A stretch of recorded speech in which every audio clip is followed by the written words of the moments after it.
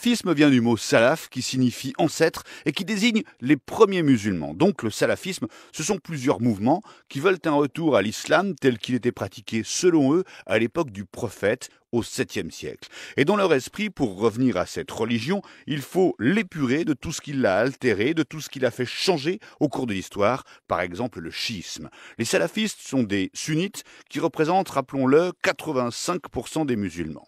L'idéologie salafiste apparaît au XVIIIe siècle avec un homme qui s'appelait Mohamed Abdel Wahhab. Il sera l'un des fondateurs du futur État saoudien avec le prince Ibn Saoud. D'ailleurs, quand on parle de l'Arabie saoudite, on parle souvent du royaume wahhabite. Les salafistes ne sont pas un groupe homogène. Il y a d'abord les salafistes qu'on appelle quiétistes. Ce sont les plus nombreux, ils sont non violents. Après, il y a ceux qui vont s'intéresser à la politique, notamment en Égypte, où ils concurrencent les frères musulmans. Et puis, il y a une mouvance djihadiste, minoritaire, mais très médiatisée, qui est apparue avec la guerre en Afghanistan dans les années 80. Les djihadistes venaient alors d'Arabie saoudite, c'était la naissance d'Al-Qaïda, avec Oussama Ben Laden, qui était de nationalité saoudienne. Alors aujourd'hui, où sont les djihadistes salafistes?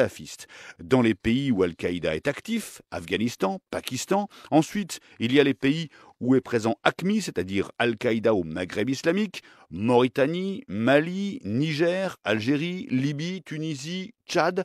Ensuite, le mouvement Boko Haram est également salafiste, présent essentiellement au Nigeria et au Tchad.